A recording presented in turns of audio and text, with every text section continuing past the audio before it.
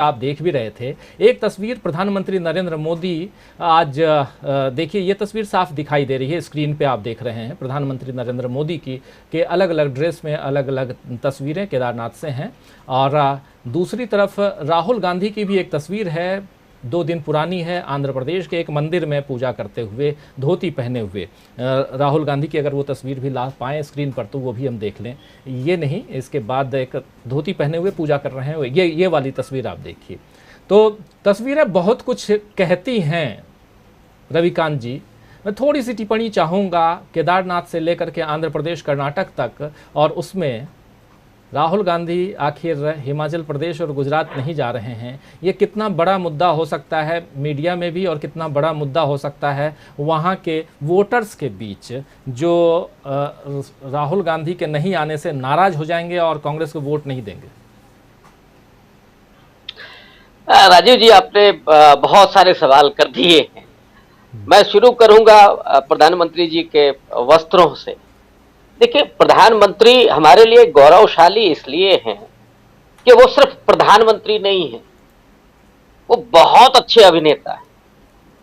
और उसमें भी जो आहार्य है, ये नाट्य शास्त्र की भाषा में आहार्य कहते हैं वस्त्र आभूषण जो धारण करने की जो पूरी प्रवृत्ति है, वो अद्भुत है।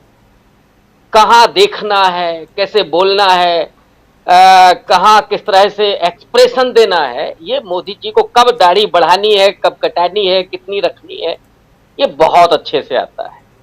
और सच्चाई ये है कि पिछले 75 साल में भारत के पूर्व प्रधानमंत्रियों ने जितने कपड़े नहीं पहने होंगे, इतने अकेले मोदी जी ने पहन लिए। मुझे लगता है कि आने वाले दौर का भी कोटा पूरा कर दिया है। दूसरा, राहुल गांधी जिस तरह से दिख रहे हैं और उनकी बात हम लोग लगातार करते रहे हैं, उनके पास कितने कपड़े हैं, किस तरह से वो तो नहीं बदलते हुए दिखते हैं, लेकिन जिस तरह से बच्चे उनके साथ जुड़ रहे हैं, मुझे याद आता है कि एक चाचा नेहरू थे और आज के दौर में राहुल कहीं चाचू राहुल ना हो जाए, जिस तरह से बच्चे उनसे मिल रहे हैं आज की भाषा में। तो ये चाचू राहुल आने वाले वक्त में क्या होगा, क्या दिखाएंगे, क्या करेंगे, ये तो वो मतदाता फैसला करेगा राजनीतिक रूप से। लेकिन सांस्कृतिक रूप से और आत्मीयता के दृष्टिकोण से राहुल चाचू बन चुके हैं, इसमें कोई दो राय नहीं है। गुजरात नहीं जा रहे हैं। देखिए, कहने वाले वो ठीक कहा कि कहने वाले तो कहेंगे, उनको कहना भी चाहिए। अगर हम उनसे ये अपेक्षा करते हैं कि वो नहीं कहेंगे तो फिर उनका होने का कोई मतलब नहीं है। प्रतिद्वंदी को हमेशा यही कहना चाहिए। अब वो गुजरात नहीं जा रहे हैं, मुझे लगता है कि एक बेहतर उनका फैसला है। माने इस मार्च में नहीं जा रहे हैं, बीच बीच में वो जब आराम करेंगे उस समय वो चुनाव के दरमियान जाएंगे, इस तरह की जानकारी आ रही है। लेकिन कांग्रेस पार्टी के पास एक इतिहास है, ना भी जाए अगर उस इतिहास को वो सामने रख दे तो फिर कुछ दिनों पहले राष्ट्रपति जी ने जिस बात को कहा था कि पूरा देश गुजरात का नमक खाता है, अब पता नहीं कांग्रेस के लोगों ने ध्यान दिया कि नहीं ध्यान दिया। गुजरात में ही नमक बनाने का अधिकार किसने प्राप्त किया था? वो थे महात्मा गांधी। और उनका वो दांडी मार्च 12 मार्च से लेकर के 6 अप्रैल 1930 तक का 390 किलोमीटर की यात्रा, जिसमें उन्होंने अपने 78 चुने हुए स्वयंसेवकों के साथ वो यात्रा की थी, साबरमती आश्रम से लेकर के और दांडी तक, जो नवसारी जो जगह है वहां तक। और उसकी बात मैं इसलिए कर रहा हूं कि उसके इतिहास में बहुत कुछ है। मुझे लगता है कि इस पर बहुत चर्चा नहीं हुई है कि वो मार्च और मार्च के जो फलितार्थ थे वो क्या क्या थे। गांधी जी उसी में इस बात को कह रहे थे कि जो पैदल चलना है, जो वॉकिंग है, वॉकिंग इज बेस्ट एक्सरसाइज। और सोचिए 30 से और आज हम लोग कहां खड़े हैं। आज भी डॉक्टर आपको कहता है कि सबसे अच्छी एक्सरसाइज है कि आप वॉक करें। और उसी समय गांधी जी के इसी सेंटेंस को लेकर के ब्रिटिश हुकूमत के एक डॉक्टर ने एक लेख लिखा था, मैं अभी नाम उसका भूल रहा हूं, और उसने कहा था कि भारत में तो डॉक्टर ही नहीं है, भारत में वो काबिलियत ही नहीं है कि भाई इतने डॉक्टर यहां पे पैदा हो जाएं। आज आप देखिए, ब्रिटेन में अगर भारत के डॉक्टर वहां से निकल के आ जाएं तो ब्रिटेन की पूरी स्वास्थ्य व्यवस्था ठप पड़ जाएगी। ये भारत है, और उसी डांडी मार्च के बाद ये निकल करके आया। तो एक इतिहास कांग्रेस पार्टी के पास है उसी गुजरात में, जिसके जरिए वो राहुल गांधी की ये यात्रा नहीं पहुंच रही है, वो वहां पहुंच सकते हैं।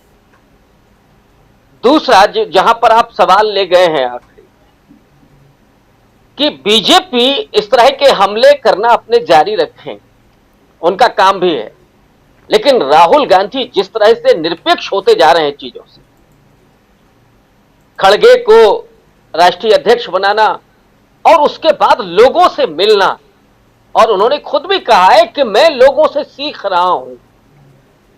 कांग्रेस के नेताओं में ये जो लोगों से जुड़ने की जो प्रवृत्ति खत्म हुई थी, वो भारत जोड़ो यात्रा सिर्फ उन फीलिंग्स को ही जोड़ने का नहीं है।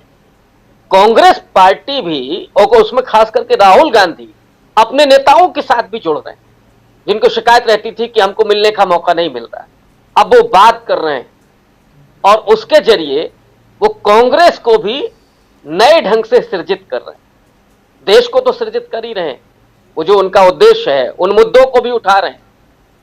तो इसलिए ये यात्रा बेहद महत्वपूर्ण होने जा रही है, और मैं पहले भी कहता रहा हूं कि ये नया ऐतिहासिक अध्याय है, जिसको हम लोग उद्धृत करेंगे आने वाले समय में भी, कि हमने एक ऐसे शख्स को देखा जिसने 3570 किलोमीटर की पैदल यात्रा 5 महीने में बहुत खुशी खुशी उस शिद्दत के साथ पूरी की, और उस भाव के साथ जिसमें कोई छल नहीं है, कोई कपट नहीं है, किसी के प्रति कोई द्वेष नहीं है, कोई घृणा नहीं है, कोई हिंसा नहीं है, बल्कि इन दुष्प्रवृत्तियों पर जीत हासिल करने के लिए वो व्यक्ति ये यात्रा कर रहा है। और ये जो पड़ाव होगा वो निश्चित रूप से भारत के समावेशी राष्ट्रवाद को मुकम्मल करने का पड़ाव होगा, और जिसमें मैं समझता हूं कि इस देश का अवाम, इस देश का जनमानस आने वाले वक्त में उसके लिए जो राहुल गांधी करने जा रहे हैं,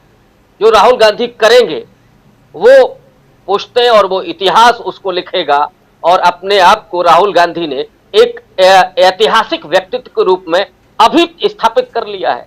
अभी तो बहुत बाकी है, 2500 किलोमीटर की यात्रा बाकी है, लेकिन ये जो खुशियां हैं, ये जो चेहरे हैं, ये जो तस्वीरें हैं, वो इस बात को दिखा रही है कि ये नया भारत, वो न्यू इंडिया नहीं, ये नया भारत किस तरह से प्रेम, सौहार्द और अहिंसा के जरिए एक नया रूप ले रहा है।